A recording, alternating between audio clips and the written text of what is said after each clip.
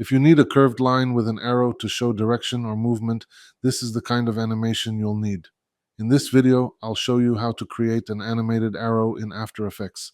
No expressions, no blah blah blah, just the simple way. Let's start from the beginning. Create a new composition and call it main. Leave all the settings as default. If you're working on a YouTube video, make sure the resolution is 1920 by 1080. Click OK. We're inside our composition now. Select the pen tool or press G on your keyboard. Draw a curved path on the canvas. You can adjust the points to make the curve smoother. This path will be the body of the arrow. Open the shape layer. Go to Contents, Shape Up Path, select Path, and copy it using Ctrl+C. Click Add and choose Trim Paths. Open Trim Paths. Move the timeline indicator to the beginning. Set the end value to 0% and create a keyframe. Move forward in time, about 2 seconds.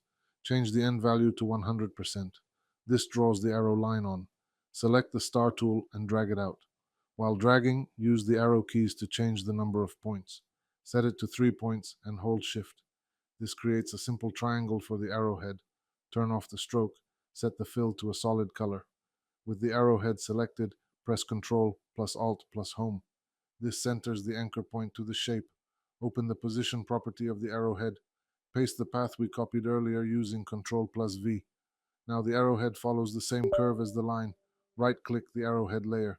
Go to Transform Arrow Auto-Orient. Select Orient Along Path and click OK. If the arrow is facing the wrong direction, adjust the rotation value. Setting it to 90 degrees usually fixes it. And to add some color to our lives, we'll add a 4-color gradient from Effects and Presets. Adjust the colors to your liking. We'll duplicate the effect, highlight the arrow layer, and paste it. And that's it, a clean animated arrow. Simple, beginner-friendly, and easy to reuse. If you learned something from this video, press like so others can learn too.